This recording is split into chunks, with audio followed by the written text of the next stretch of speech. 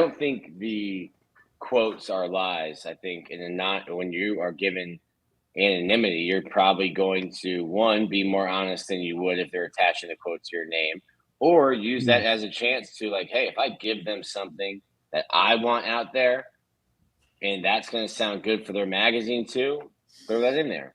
And as a journalist, you're like, well, shoot, that's a great quote from a coach who I know who it is. That makes sense. I wonder who it was.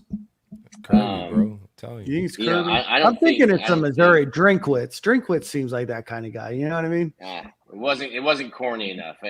He would have used some you're right. different terminology than enema. He probably doesn't know what an enema is. But also, I don't. I've told this to a couple people. Like Billy is not acting. I have been here for 4 coaches now, which is crazy. Billy's the 4th coach I've covered. I have seen what coaches act like and look like when the walls are caving in. I was in a room with Dan Mullen shortly after losing to Georgia Southern. I was in the room with Dan Mullen, or not Dan Mullen, sorry, Will Muschamp. I was in the room at going into Georgia, Will Muschamp's last year, thinking, all right, this is the game. He's walking into his funeral. They beat Georgia. He walks in. He pulls a fake monkey off his back to say he finally beat Georgia. I think they go to Missouri the next week, lose, and he gets fired. So just pushed off the firing a week. I saw Dan completely crack after COVID.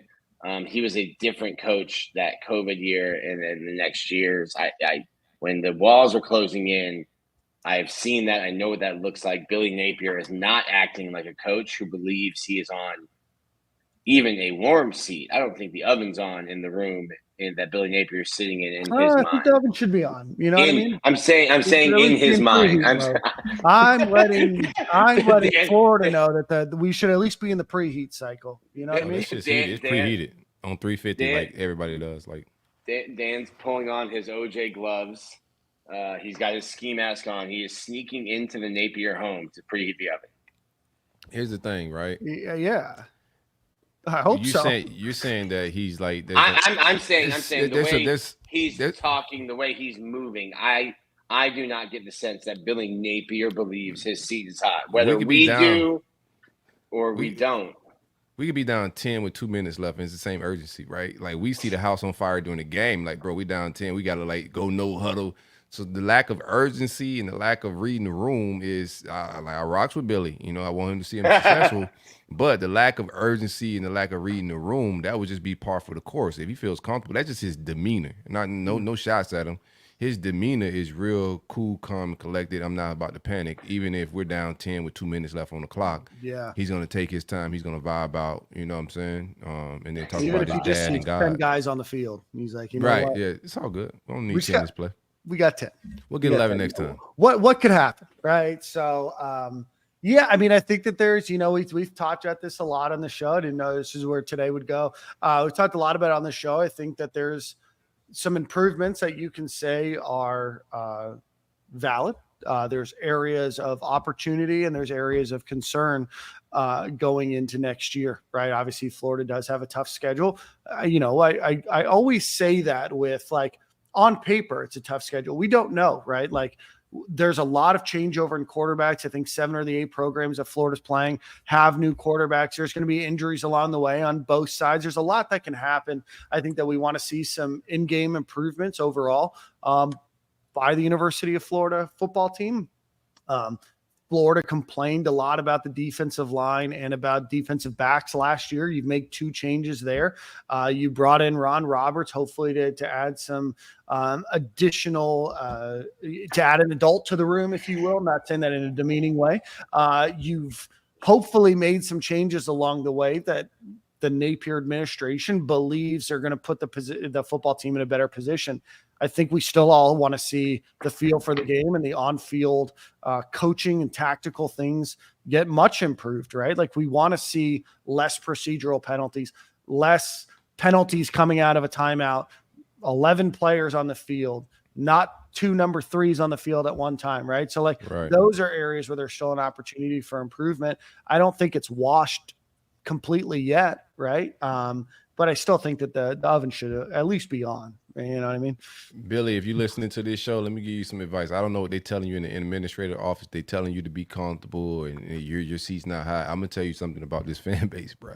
Like, you better go win some games, bro. Like, I know you seen the Capitol on January 6th. It could get ugly, bro. Like, we got Viking hats, bro. Like, you better go win some games, bro. Like, seriously. Like, it's urgent. I'm being real. Like, it's urgent. I don't like nobody should be comfortable right now, like at all. Like, go win some games. Nobody's seen Dan Mullen getting fired that year he got fired, bro. Like, no, I did not foresee that. Like, the whole season playing out like that. I'll tell you what, that happened about as quickly as I've seen a firing. Yeah. Throughout the season, bro, like I went back and like listened to us that fall. At first, we were just like, nah, he's safe. He's gonna be all right. Like, it's all good. And as game by game went by, like the energy changed and it shifted quick with him, the fan base, the media, everybody. You went from possibly being in the playoffs a year before, Trask and the Heisman race. Like, the vibes was great. First round picks, all of that. He started dibbling and dabbling with trying to get the NFL job, but still it wasn't Dan Mullen, I want out of here. And as that season went on, as we started to lose games, the pressure started to build.